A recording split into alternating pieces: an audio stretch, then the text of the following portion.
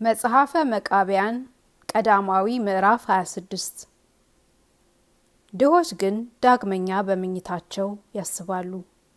ባለጠጎች ባይቀበሏቸው ግን ልምላሜ እንደሌለው እንደ ደረቅ እንጨት ይሆናሉ።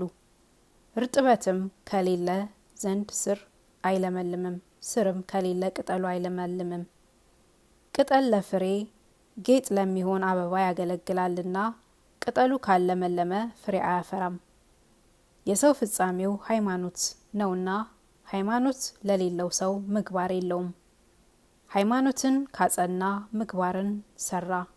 እግዚአብሔርም እውነትን የቀና ስራን በሚሰራ ሰው ደስ ይለዋል። ለለመነውም ሰው የልመናውን የአንደበቱንም ዋጋ ይሰጠዋል። እውነተኛውንም ሰው ስለሰራው እውነተኛ ስራው አይበድለውም። እግዚአብሔር እውነተኛ ነውና እውነት ነገርን ወዷልና ኃጢአተኛውን ሰው ስለሰራው ስራ ክፋት ያለ ንስሐ አይጸድቀውም። ምድርና ሰማይን የሚገዛ ስለሆነ የሰውም ሁሉ ነፍስ በስልጣኑ ተይዟልና በፍርድ ጊዜ ከድሃው ለባለጠጋው አያደላምና ያለ ንስሐ አያጸድቀውም።